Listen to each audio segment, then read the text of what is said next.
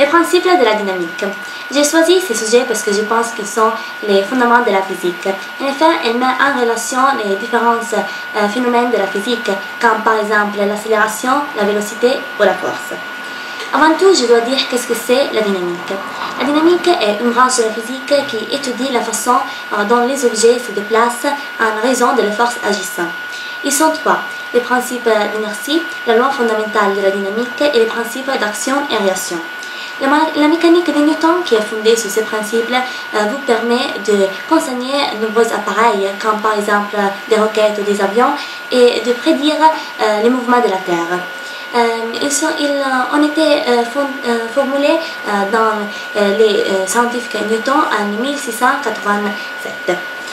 En particulier, je tiens à plonger dans les 50 principes, la loi fondamentale de la dynamique, qui établit que la force est égale au produit de masse et accélération. F égale m per a. Le symbole F représente la force totale agissant sur le corps, qui est la somme vectorielle des différentes forces agissant. Je dois dire qu'est-ce que dit la formule. Alors, si on fixe les valeurs de la masse pour avoir une accélération supérieure, je dois appliquer une force plus grande. Si on fixe les valeurs de l'accélération, pour accélérer une masse plus grande, je dois appliquer une force plus grande.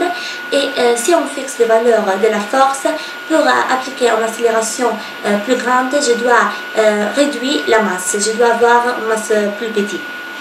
Cette formule est à la base de l'unité de mesure de Newton.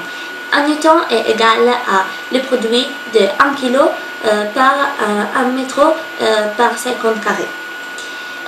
Après cette explication, je voudrais faire une petite expérience pour montrer l'application pratique de cette loi.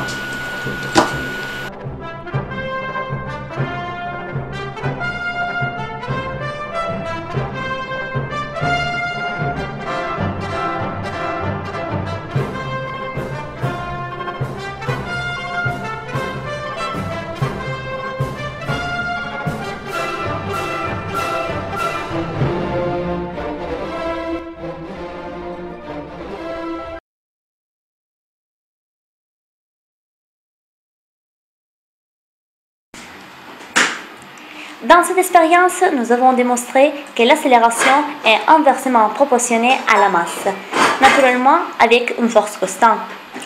Dans le premier cas, nous avons une masse de 7 kg, une accélération de 3 mètres par seconde carré et une force de 21 newtons. Dans le second cas, nous avons la même force, la moitié de la première masse, alors 3,5 kg.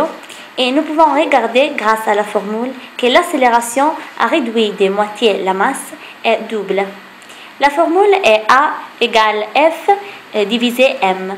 Alors, l'accélération est égale 6 mètres par seconde carré.